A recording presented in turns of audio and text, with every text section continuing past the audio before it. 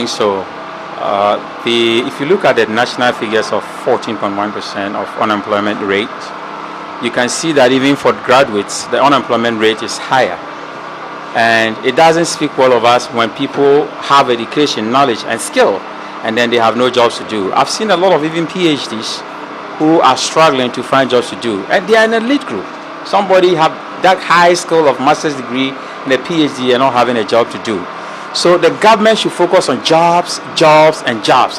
All the freebies should be cut, and let's focus on jobs, because when I have a job, I can take care of my wife, my children, and a couple of close family members. Any person, research has shown that having a job takes care of not less than 3 other people. So look at that kind of ripple effect. But if I don't have a job, you can give me something free, I will always come to depend on you. So lack of work has created that kind of dependency system where every family member is calling somebody to depend on them. And how much is your salary to be able to take care of all the other family members? So jobs, jobs, jobs. The next government, because we are getting to elections, should concentrate on creating jobs. Everywhere should be jobs. So when people are working, they can take care of themselves, they can pay taxes. Taxes are also income that we can use for other developmental projects. Let's concentrate on jobs, because without jobs, it's a big national security issue. And if you don't give these youth something to work for, somebody somewhere will give them something to die for. So we should all concentrate on jobs and stop all the freebies and everything. If I have work, I can pay for my child's school fees. But if I don't have a work and then you pay for the child's school fees, even the little food that I have to Gary and Shito that I have to buy for my child, I don't have that kind of money because I'm not working. So let's find ways of creating jobs. And in creating jobs, I think enough of this, of which political party do you belong to, show your party card and all those things. It is not necessary. We are all Ghanaians. So if there are jobs, everybody should get a job, whether NDC is in power or MPP is in power. Once the person is a Ghanaian, and it is also shameful for you to pay bribe to get a job in your own country. Imagine Ghanaians traveling abroad, our brothers and sisters abroad who are bringing money home. If they had to pay bribes, who will hire them? But in the advanced world, I'm not comparing apples and oranges. You apply for a job, nobody knows you anywhere. Even your color is different, your accent is different. They hire you and give you a job because it is what you bring to the table that they cares about. Here is your political party, and that because of that, we are hiring a lot of people who are not supposed to be there. That is why we have a lot of shoddy works done. That is why we have a lot of projects not completed, because we are not hiring the right people to do the right job. If MPP is in power and there's somebody is NDC who has the qualification, can do the job, why not? Give the person a job. If MDC is also in power and there's somebody in MPP who can do the job, do that. Let's begin to practice that and stop this winner takes all. It doesn't help anybody. So somebody is really smart, can contribute to the nation, but because of their political affiliation, we are not using them. Is it not a national asset that we are wasting? So let's look for jobs. Those who have finished colleges, universities, they are not working. People have finished training colleges, 6 years, 7 years, they are staying home, they have finished their license and they are not employed. Even those who have finished medical school, I've been told that some have stayed home for about 2 years, 3 years, and they have not been sent outside. But we need doctors, don't we? So we should find ways to provide employment for our own people. If the president is employed and every month he's being paid, if the ministers are employed and every month they are being paid, if the MPs are employed and every month they are being paid, what about the people? Why can't we find employment for them so that every month they will also be paid and then taking care of their families? And Italy have started it, it's working for them. So they create research and development hub where they will prioritize needs of the community or the country, and then they will pick students and make them research and then do development on that. That is being funded, they have employment, and then investors will also come in and help in that direction. I think that we should bridge the gap between academia and the world of work, where academia will pair with the world of work, because the world of work needs certain skills that academia is not providing. If you go to university and then you learn some liberal arts and then you don't have that multidisciplinary skills and you come in and they have to train you all again, it means that you do not get value for the education that you had. I think that demonstration that is going on, people are frustrated. People are frustrated about paying taxes and they don't see physical things that their money have been used for. I met a guy at a barbering shop who was talking about just clearing Honda Accord from the port, and he had to pay 72,000 Ghana cedis. 72,000 Ghana cedis for Honda Accord. So he was saying that if we can fix our city and then the port, we can reduce, how we charge people. He think that things will be easier for Ghanaians. Why? Because we are the only continent in Africa who consumes what we don't produce and produce what we don't consume. So most of the things we have are imported. And if people are paying high rates at those ports, it means that when the price comes, the average consumer, everything will be added to that person. Because Adam Smith, who is the father of economics, says that everybody who's an entrepreneur or business person is in for profit. So we should look at that. Togo here, recently I was in Togo. Look at the prices of cars. Easy, because the port duties are so low that everybody can do that. I don't know why we are frustrating ourselves. We should make things easy for ourselves at our homes, in our relationships, in our leadership. Leadership is about the group picking somebody to lead them. Now, if you are no more championing the cause of the group, but you are championing your own cause, what happens everywhere in the world? That the group will kick you out. So the leaders should listen to the people. They should be aware, and lack of awareness is one of our problems. The leaders are not aware of people standing by the roadside in the sun picking cars every day, because most of them are in nice cars, and sometimes they blow the siren that we should all park by the roadside so that they can go through, because they are getting late. They are more important than everybody, but that shouldn't be the case. So I want our leaders who will model the way and be aware of the challenges that the average Ghanaian is going through, so that we can help them out. It doesn't help to have that kind of tension. Mortuary workers are on strike. Are you aware of that? Yes. We have some academia institution administrators who are also on strike. We have this Galamsey issue that people were on strike and some have been apprehended. We have a lot of issues going on.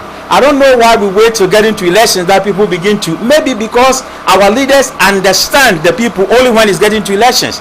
But we should watch and stop that, because we need peace to coexist as a country. This is the country we only have, and nobody should test our resolve for any chaos. We need peace and tranquility, because our destinies are tied together as a country.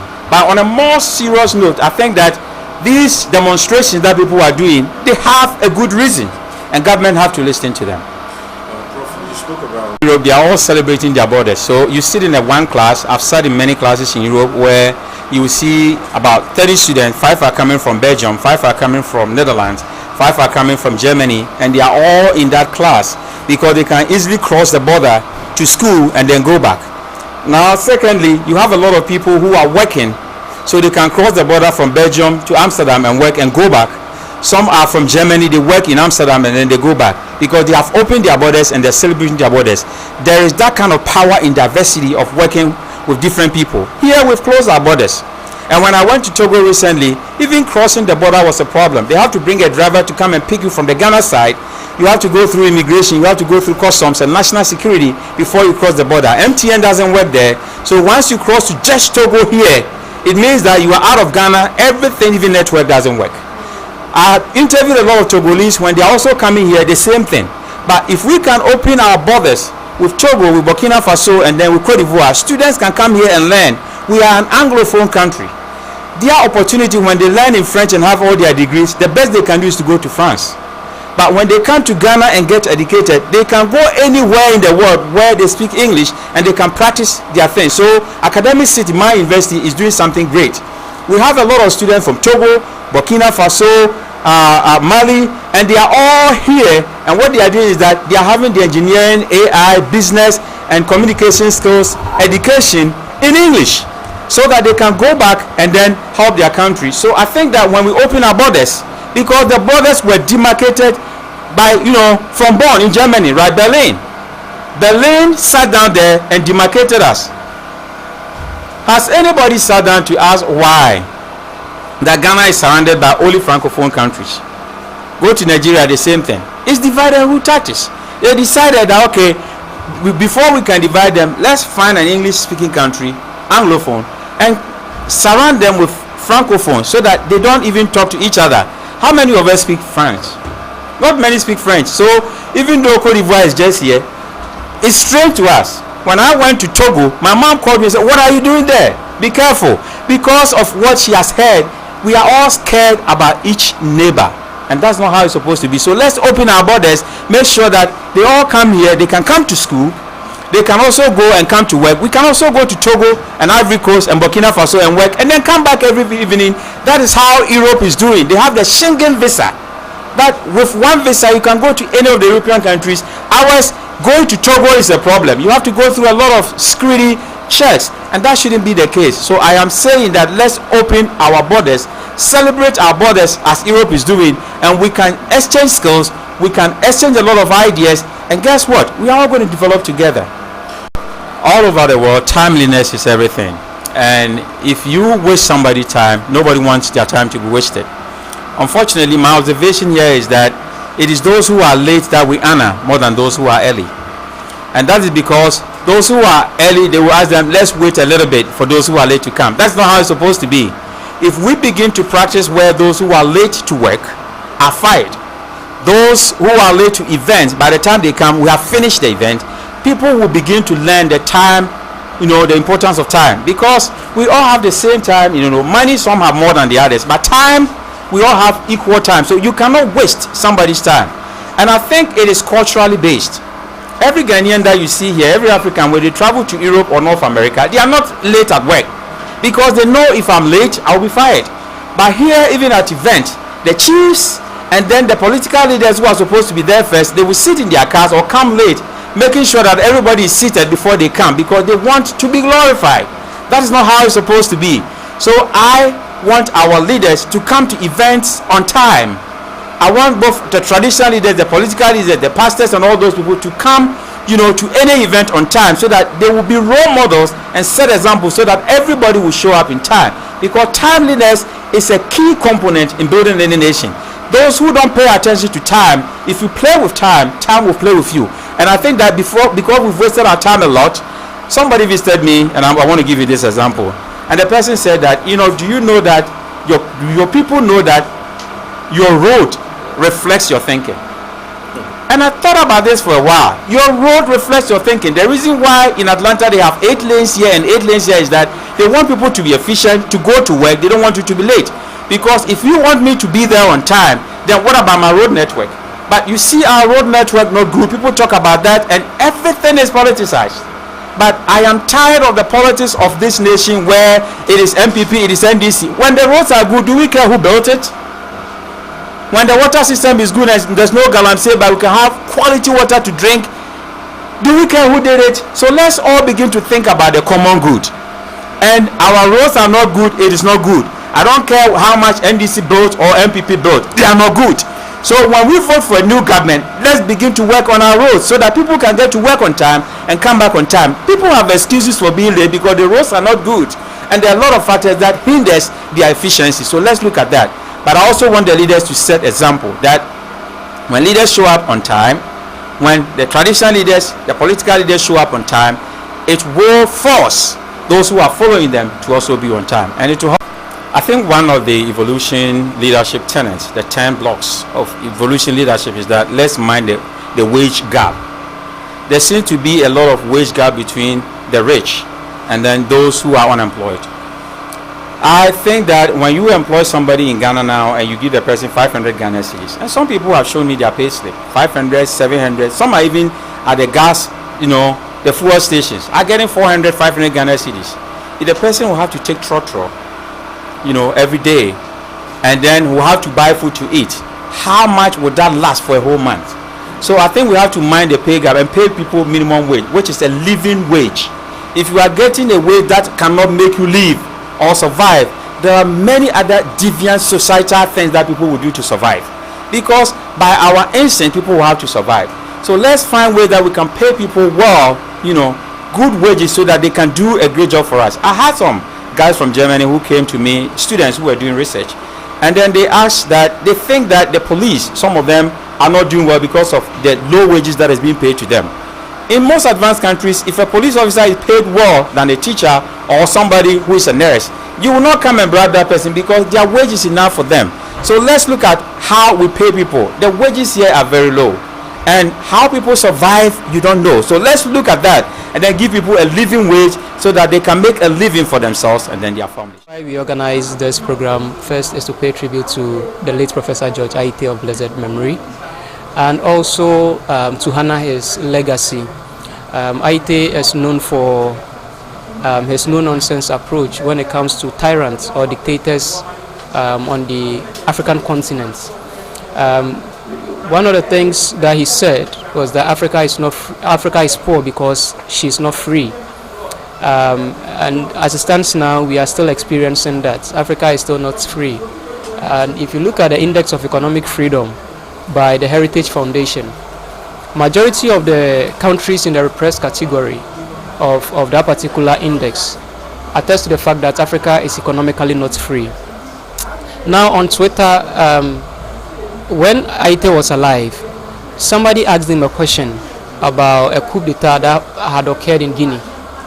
And the person asked, what can he say about the coup d'etat? And Haiti's response was that the person should be hanged, the tyrant should be hanged. The reason is, he said, if you move one cockroach from power, the next rat comes and even does worse. And for us, I can't liken this to any precedent, far away from that. But then if you look at the economic quagmire that we find ourselves in as a country, it also points to the fact that we've been playing this game of duopoly. If it's not party A, it's party B. And that's how come we find ourselves in this economic, or in this mess. To reverse the situation, then certainly you need people who would rekindle the voice of Haiti. And so we decided to dig deeper and find out who his associations were before he died. And Prof. Mupoku Entry happens to be one of the people who was close to Haiti and had seen some of his works and attended some of his programs, even had personal conversations with him. So basically. So has your expectation met, and also what is the way forward? Yeah, our expectation, well, to some extent yes, to some extent no. Why? The very problems that we are trying to address, we are also not left off the hook. For example, in the course of having the event, you realize that we had power outage here. Right? These are some of the things. We all want a good society, or a better society, or an effective society. But even in trying to do that, we are all caught up in the mess. But I'm also happy because in as much as this happened, we still had, attendees who were still willing, or getting to hear more from Prof, which is a good thing. Going forward, I think maybe we need more of such engagements, and once we have an informed public, it would guide us even as to our voting patterns. Advice to the youth community like you? Young people happen to be form a greater component of our population, and what that also means is that if the country is going to do well or it isn't going to do well, it largely lies on us. And I would encourage young people to also make themselves available for educational events like this, and also engage more in some of the things Prof talked about, like not just paying attention to formal education, but paying attention also to self-education, reading more books. And by so doing, once we have an informed youth, I think lots of things would change. And here I'm talking about, the three major things: the attitude, the skills, and then the knowledge. If we have all these things right, or in the right place, I think Ghana would prosper. So what mindset are you trying to young people that trying to I think the program is very important in terms of educating the youth about what Professor Ite stood for. He stood for a free African society, an Africa that is free from public debts, and clearly in our current situation, the high and rising public debt has been the cause of the macroeconomic instability that we have experienced in recent times. And so if our politicians will learn to manage resources prudently, to live within our means, to stop the corruption such that borrowed funds are used for the right purposes, are used in a way that will increase or enhance the economy, that will open the economy to create jobs, that will help to enhance tax revenue so that we're able to mobilize tax resources within the economy to be able to service our debts and even to finance development activities. That will be very key in terms of ensuring economic emancipation of the economy. He also stood for free trade. That is to ensure that there are no barriers to trade.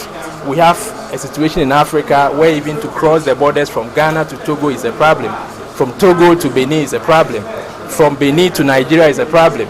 We have a situation where we have after to promote free trade within the borders of Africa, but even to move goods from Ghana to Togo is a problem.